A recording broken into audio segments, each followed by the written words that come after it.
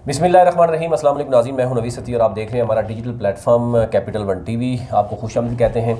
बात करेंगे कि आपने जैसे देखा कि वफाकी हुकूमत में जो ही अदम एतमाद का मामला आया, उसके बाद कश्मीर फिर गिलगित बल्तिस्तान में भी सूरत चल पड़ी है। कोशिश करूँगा कि कम वक्त में आप तक मैक्सिमम इंफॉर्मेशन पहुँचा सकूँ। अभी ताज़ा तरीन अगर सूरत में देखूँ तो वज़ीर आला गिलगित बल्तिस्तान को इस्लामाबाद तलब कर लिया गया है और वो 4 बजे यानी गिलगित से इस्लामाबाद उन्होंने पहुँचना था। और आज जो है वो बड़ी अहम मुलाकात थी। 3 वज़रा जो पहले ही हैं इस्लामाबाद में मौजूद हैं, उन्होंने कल रात 11:30 से तकरीबन 12:15 तक अली मीन गंडापुर के साथ F7 में मुलाकात की और उस मुलाकात में उन्होंने बहुत सी बातें की हैं। कुछ ऑडियोज़ भी हैं, कुछ बाकी चीज़ें भी हैं, वो वक्त आने पे आपसे शेयर करूँगा। लेकिन उसमें बड़ी शिकायत की गई और लेकिन 2-3 चीज़ें हैं बड़ी अहम है। एक तो इन 3 वज़रा की आज का रोज़ा जो है बड़ा मुश्किल होगा। उसकी रीज़न है कि जो उनको जवाब मिला वहाँ से और रात को शायद नींद भी नहीं आई होगी। तो फिर आज जो बुलाया गया है, जो खालिद खुर्शीद है, उनको भी बुला लिया गया है। तो इस पर क्या बात हो रही है, लेकिन खालिद खुर्शीद के ख़िलाफ़ एक चार्जशीट मौजूद है और उसमें काफ़ी हद तक चीज़ें तस्दीक भी हो चुकी हैं। अच्छा, वो इंफॉर्मेशन कौन देता है, वो डाटा कौन देता है, वो इतना मैं बता दूं खालिद खुर्शीद साहब को कि उनके बहुत ही करीबी एक शख्स है जो उन लबादा तो उसने ओढ़ा हुआ है कि वो बहुत उनका करीबी है, लेकिन उनकी कैबिनेट में भी शामिल है शायद, लेकिन इलेक्टेड नहीं है, ये मैं आपको बता दूं। तो वो आजकल बड़े अहम राब्तों में है और उसको क्योंकि कुछ शायद अहम पैगाम भी किसी जगह से मिला है। यानी हो कुछ डिटेल आपसे हम रखते हैं कि वज़ीर आला के कितने अकाउंट्स हैं, उनका जनाब कहाँ कहाँ पे क्या क्या मामला है। लेकिन एक चार्जशीट जो पेश की गई है या पेश की जा रही है, जो एक बताया जा रहा है वज़ीर आला के ख़िलाफ़, सबसे पहले तो मैं आपको एक बता दूं कि वज़ीर आला के ख़िलाफ़ एक तो बात ये आ रही है कि उन्होंने जो सेक्रेटरी चुना है वो मुस्लिम लीग नून के दौर का सब्तैन जो कि था उनका भाई है, वो भी चीफ सेक्रेटरी था और द्यामर के मामले में दोनों इन्वॉल्व थे। और इनके जो अंकल हैं शाहिदुल्ला बेग, वो सेक्रेटरी भी रहे हैं, उन पर भी बहुत से इल्ज़ामात मौजूद हैं। और 3 अरब का प्रोजेक्ट है, उस पर इन्होंने हाथ धोए हैं, लेकिन मैं डिटेल आपसे शेयर करूँगा। पहली बात यह है, एक तो ये इनके खिलाफ चार्जशीट है कि एक जूनियर खालिद खुर्शीद को उठाकर CM बनाया गया PTI में। इसके हवाले से बहुत सी जो है वो मुश्किलात हैं। नंबर 1 क्या मसला है कि 2018 के जब इलेक्शन तहरीक इंसाफ ने जीता है, उसके बाद खालिद खुर्शीद ने आकर पार्टी में शमूलियत इख्तियार की और यहाँ पर 2-3 लोगों से बाकायदा तौर पर मुलाकातों का कहते रहे, लेकिन उसके बाद मुलाकात की और यानी लालच के तौर पर उन्होंने PTI को ज्वाइन किया, PTI को नज़रिए के तौर पर नहीं किया गया। एक तो इनके खिलाफ ये है।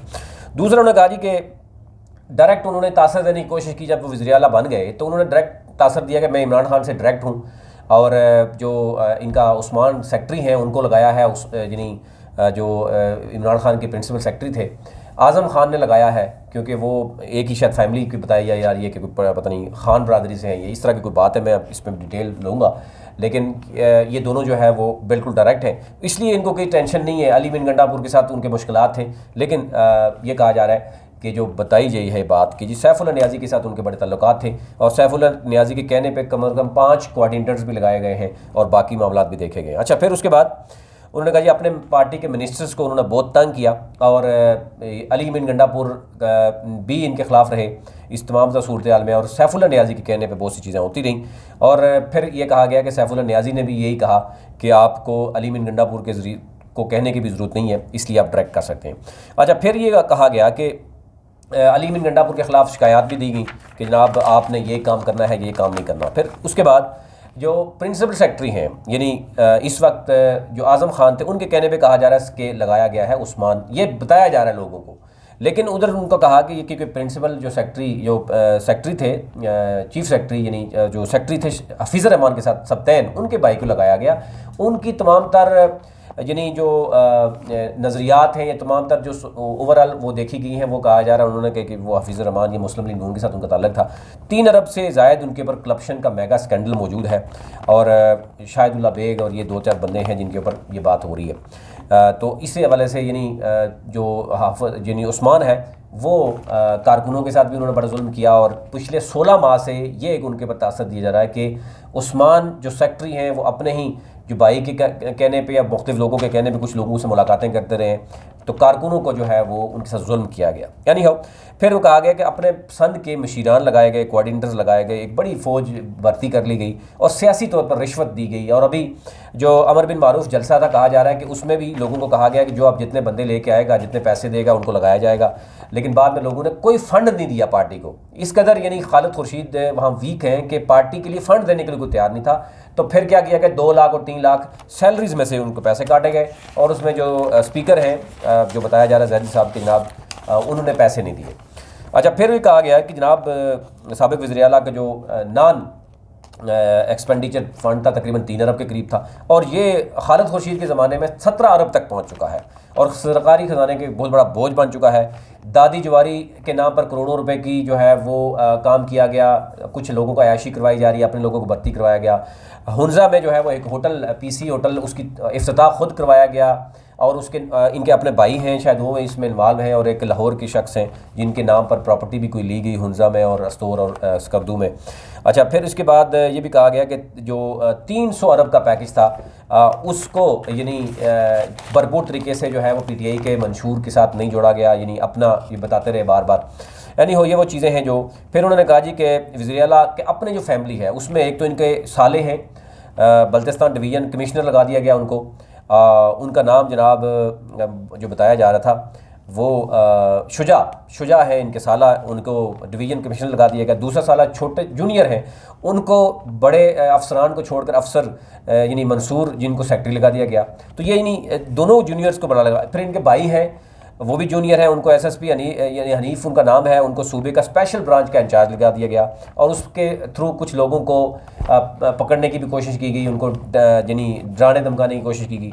अपनी वाइफ के बारे में उनका कहा गया उनकी तनख्वाह लेने के साथ साथ उनकी छुट्टी थी, पीएचडी कर रही थी या पता नहीं क्या कर रहे थे, लेकिन उनको भी मज़ीद छुट्टी दिलवा दी गई, इस्लामाबाद में बिठा दिया गया और तनख्वाह भी लेती रही हैं। उनकी सिस्टर के हवाले से बात हुई कि वो उनको कारक्रम यूनिवर्सिटी में सिंडिकेट में शामिल करवा दिया गया। और फिर इसके अलावा एक लंबी लिस्ट है, अपने अजीज़ व कारब को अच्छी पोस्टिंग भी दिलवाई गई। अच्छा, ठेकों के हवाले से कहा जा रहा है कि एक मुस्लिम लीग नून के जो टेक्नोक्रेट हैं उनको उनके साथ मिलकर 65 करोड़ का ठेका दिया गया, जिसमें जो पीटीआई के दयामर के हैं शाह नासिर, उन्होंने बड़ा एहतजाज किया। फिर इसके साथ साथ कहा जा रहा है कि अपने भाई के जो एनजीओ है और हुंजा में जो होटल की तामीर की गई, एक्सपो पे जो है वो 30 करोड़ को कह रहा है, कोई 20 करोड़ कह रहा है जनाब इनके ऊपर पैसे लगाएगा और एक पैनी का अभी तक फ़ायदा नहीं हो सका। और लोगों ने पूछने की कोशिश की तो उन्होंने कहा जी ये तो बहुत लंबा काम होता है, ये तो बहुत देर के बाद रिज़ल्ट आता है, लेकिन अभी तक कोई रिज़ल्ट 20-30 करोड़ लगाने के बाद अपनी फैमिलीज़ के साथ भी लोग लेके गए लेकिन नहीं आया। अच्छा, शोंडर टनल है, वहाँ पर इन्होंने एक कोई सरदार आलम ज़ेब हैं उनको प्रोजेक्ट डायरेक्टर लगाया और उनके साथ कोई अंडर टेबल क्या डील हुई है, कोई उनके सियासी तौर पर उनके वोट लेने के चक्कर थे। फिर नेक आलम है कोई एसपी हैं, उनके हवाले से भी कोई गुफ्तगू हो रही है कि उन्होंने भी कोई अभी मार का मारा है, वो डिटेल कोई आ रही है हमारे पास, वो आपको बताएंगे। अच्छा, 1-2 चीज़ें हैं जो मैं आपसे शेयर करना चाह रहा हूँ। एक तो यह है कि कुछ 2 अकाउंट्स हैं इंटरनेशनल, एक इनकी कंपनी है वो ज़रा आपको अंदाज़ा खुद ही हो जाएगा। एक तो E17 में रोशन पाकिस्तान के नाम में इनका कोई घर है, 1.8 मिलियन उसकी मालियत है। एक इनकी है कंपनी है जो शुगर है, सरगार है सर, SMC PVT LTD है। और फिर इनके पास जो बिज़नेस है आउटसाइड पाकिस्तान, स्टार डिस्ट्रीब्यूटर के नाम से बैंकॉक में है। और फिर डॉलर्स में कुछ इनके अकाउंट भी ओपन हुए हैं। मैं अकाउंट भी आपसे 2-3 शेयर कर लेता हूँ, आपके अंदाज़ा हो जाएगा। भाई डिटेल में इस पर करूँगा लेकिन फ़िलहाल मेरे पास कम वक्त है। अलाइड बैंक में इनका है एक अकाउंट, इसी तरह सिल्क बैंक में इनका अकाउंट है। फिर इनका सिल्क बैंक में एक डॉलर अकाउंट भी है, ओपन है। और इन्होंने जो पेमेंट शो की हुई है फ़िलहाल उसमें जो आपके बताएंगे वो अलग बात है। लेकिन फिर इन्होंने कोऑपरेटिव एक बैंक है उससे 26,06,000 शायद लिया है